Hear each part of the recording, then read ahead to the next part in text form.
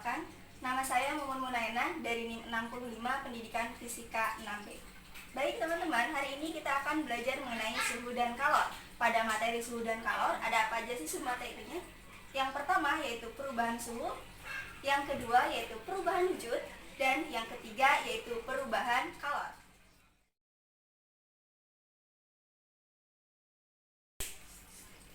Yang pertama yaitu perubahan suhu. Sebelumnya kita harus tahu terlebih dahulu pengertian dari suhu. Apa itu suhu?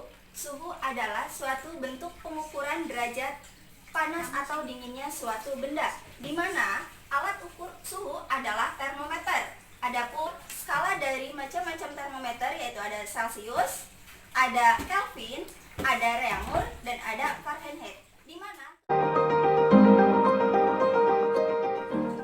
yang kedua yaitu perubahan wujud.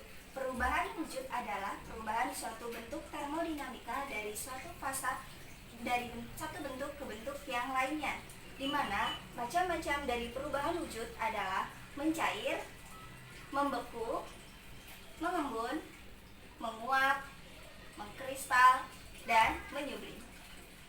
Mencair adalah proses terjadinya perubahan suatu bentuk dari padat menjadi cair. Adapun membeku adalah proses terjadinya perubahan zat cair menjadi padatan. Yang ketiga yaitu menguap. Menguap adalah proses terjadinya perubahan zat cair menjadi sebuah gas. Mengembun adalah proses terjadinya perubahan wujud gas menjadi cair. Adapun mengkristal adalah proses terjadinya perubahan suatu gas menjadi padatan. Adapun satu lagi yaitu menyublim adalah proses terjadinya suatu padatan menjadi gas.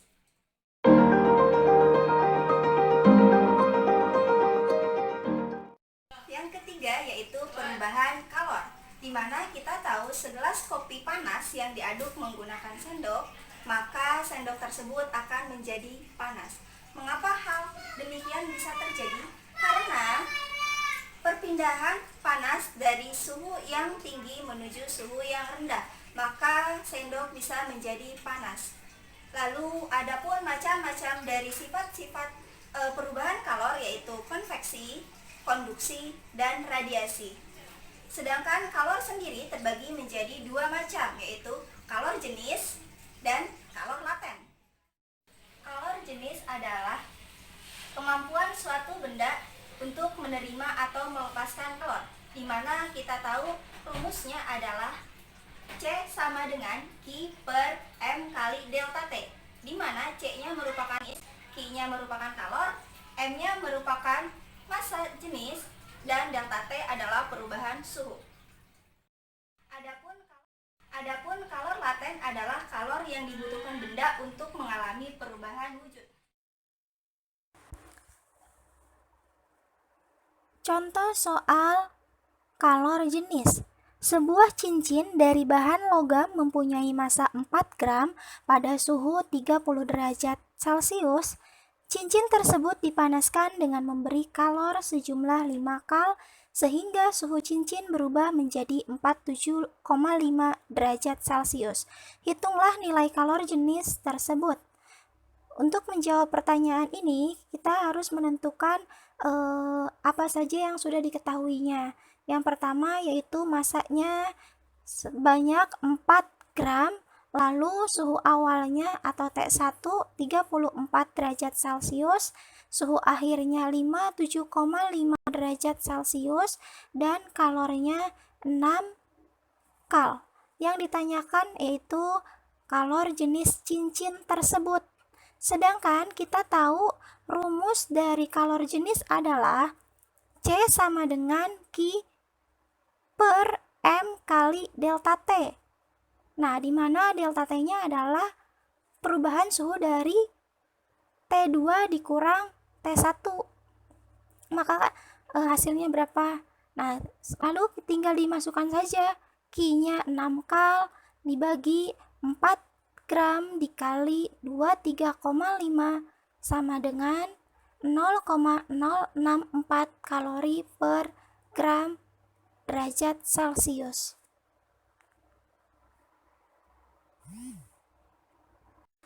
Nah, contoh soal yang kedua yaitu tentang kalor laten.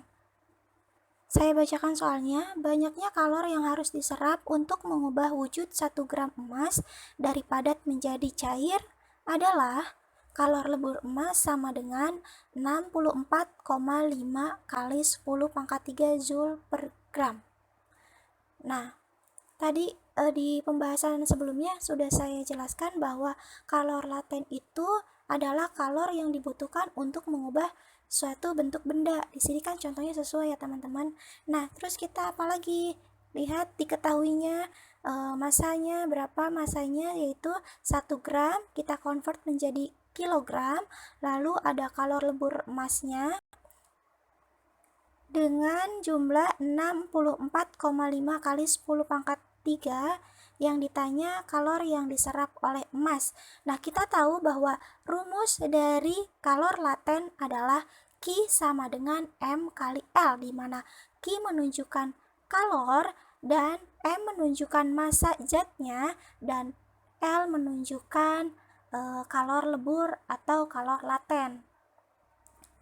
Dan teman-teman tinggal substitusikan saja angkanya, maka nilai Q diperoleh sebesar 64,5 Joule.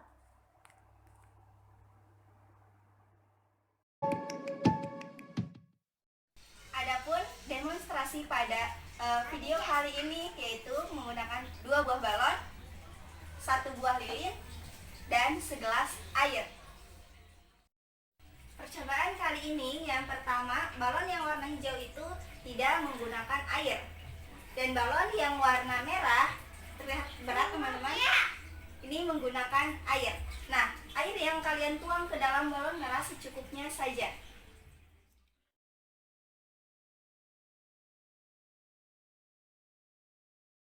Demonstrasi yang pertama yaitu kita akan membakar balon. Apa yang terjadi ketika balon yang tidak terisi air akan dikenakan oleh api? Oke, teman-teman yang ada di video bisa silakan menutup kuping. Apa yang akan terjadi jika balon ini dikenakan api? Dia akan meletus. Menggunakan balon berwarna merah yang sudah terisi air. Ketika balon yang berwarna merah ini dipanaskan, maka apa yang akan terjadi?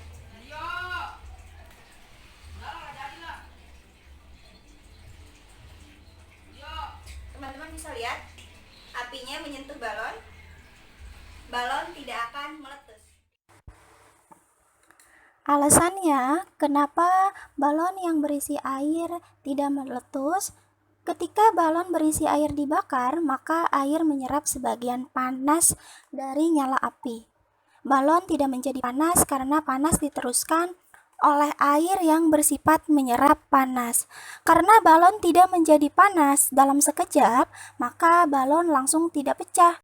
Namun, bila kita membiarkan balon terbakar dalam jangka waktu yang lama, hingga suhu naik meningkat, maka balon akan meledak. Balon tidak diisi air akan meletus dengan cepat karena karet balon menerima panas secara langsung. Kita tahu bahwa air adalah zat yang mampu menyerap panas dengan sangat baik.